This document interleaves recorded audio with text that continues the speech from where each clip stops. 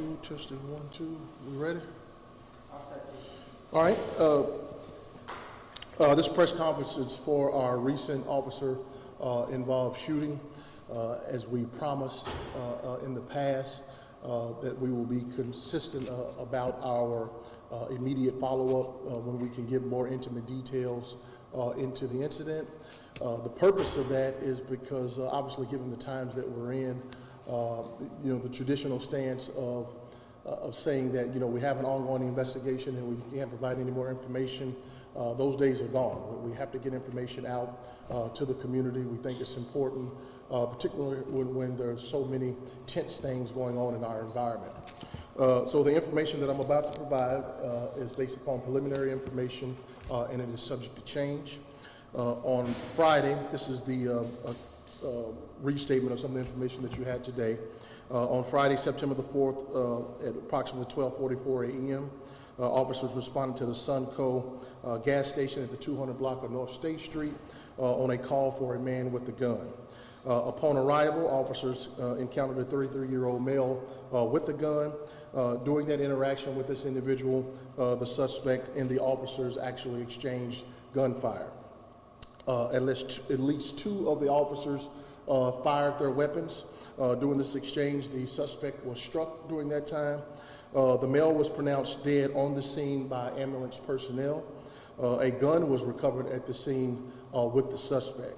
The suspect's name is Stephen D. Smith, who has a DOB of 12/6 of 1986, and the family has been notified. I would like to extend our condolences certainly to that family for their loss, as well as to the officers who have experienced this very traumatic moment for them. This is not something that's easy for us. Despite being trained for these incidents, you can imagine the wear and tear on the workforce. New information. The casings were found by the suspect. It kind of gave us confirmation of the exchange of gunfire by the suspect. Multiple body-worn cameras were on scene and captured parts of the incident. And the officers involved, being the two officers that we have confirmed that fired, have been placed on administrative leave per our practice. I'd also like to spend a special thanks to the Sheriff's Office who provided us with Air One at one point and also an armored vehicle. The purpose of the request of those resources is because based upon where the suspect was found, initially we could not see him and therefore we couldn't determine if he still remained an active threat. So we used those resources to be able to approach him to make confirmation for that. At the completion of our investigation, we will turn this over to the District Attorney's Office where they will review it and then determine the steps going forward from there. I will take your questions at this time. Can you give a spelling of the suspect, please? Stephen is spelled S-T-E-V-E-N, D is in David, the middle initial, and last name Smith, common spelling, DOB of 12/6 of 86. I do not know if he's a Syracuse resident or not. I have not confirmed that. Chief, can you talk about the moments that led up to the exchange of gunfire? Was the suspect, now victim, did he have any mental crisis going on? Was there anything you can tell about, what led up to this exchange of gunfire? The mental state of Mr. Smith will certainly be something that will be a part of our investigation.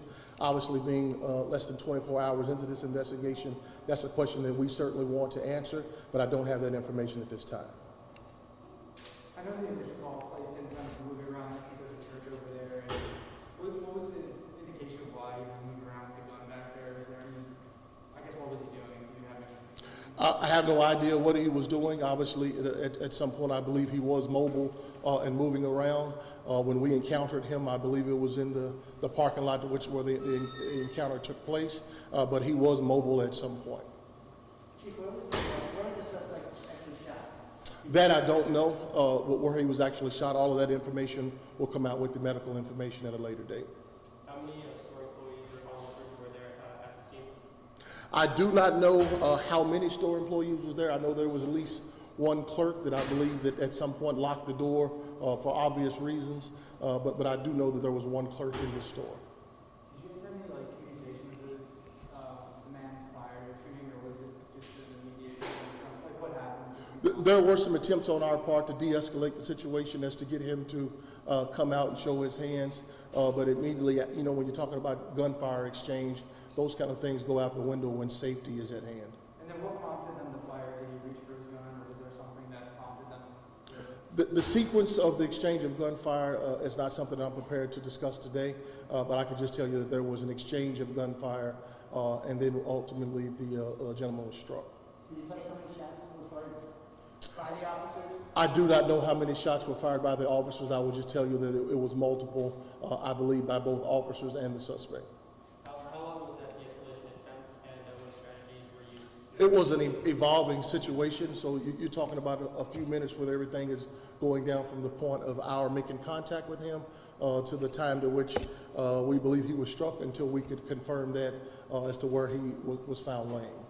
How many times do your officers respond to calls for something going on, you know, whether it be criminal behavior, suspicious activity at that gas station? Is it a spot where your officers are frequently called? The gas station is, to your point, it's a well-known challenge.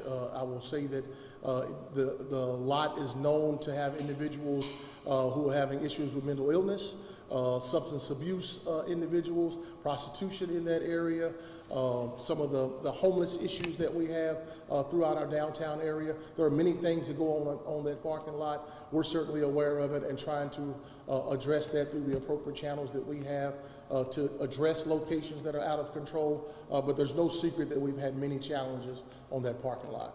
How are the officers doing that were involved? Well, I mean, if any officers that's been involved in something like that, I'm sure that they're shook up. There's probably 1,000 things going through their head as to how they individually feel. I wouldn't be able to tell you that.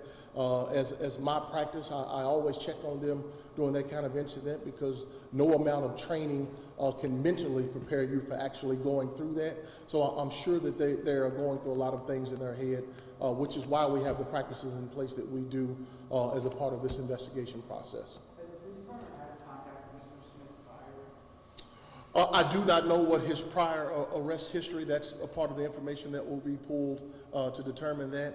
But as I said before, we did speak with his family and made the appropriate notifications to them. Chief, were both officers wearing a body cam? Both officers were fired?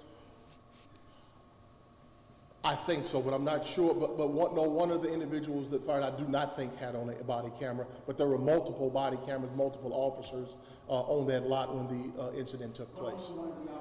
I believe one of the officers that fired had a body camera. I'm not sure about that, but I believe that's correct. Have you seen the body camera footage? I've seen some of the body camera footage. Process in getting the armored vehicle that you said you got from the sheriff's department. Yes, sir. What's that process like? And either responding to one call, I guess what forms or what has to happen for you to borrow that? Well, it's a part of a pre-existing relationship that we have with our state, local, and federal law enforcement authorities. It was equipment that we felt like was something that we needed for that moment, given that we'd had an exchange of gunfire and where Mr. Smith was laying that we could not physically see him. So we wanted to make sure that we gave our officers the appropriate cover to make going forward to look for him and to be able to use resources rather than sending up our officers initially until we felt that it was safe. Was the man, do we know if the suspect was pointing a gun at anyone or verbally threatening anyone before officers arrived? That I don't know. That will be all a part of the investigation that we will try to determine what exactly took place that made the individuals call the police in the first place. But obviously he was observed by someone with the weapon, which is why we were called. Are there any other suspects at this time? I do not have any other suspects that we believe that are outstanding at this time. Given the body cam footage, do you intend to release the body cam footage at some point? At the appropriate time, we will release the body camera footage. Obviously, we have this investigation, and then we have to turn that over to the district attorney's office, and I certainly don't want to jump in front of their process and do something to jeopardize the integrity of their process. Was the suspect known to the police before this? That I do not know. Again, the gentleman asked about his criminal record. I don't have that information yet, but that's certainly something that we will be pulling. In terms of findings, I know based on the scanner traffic, it wasn't there, but you guys had to call an air warning, I think, because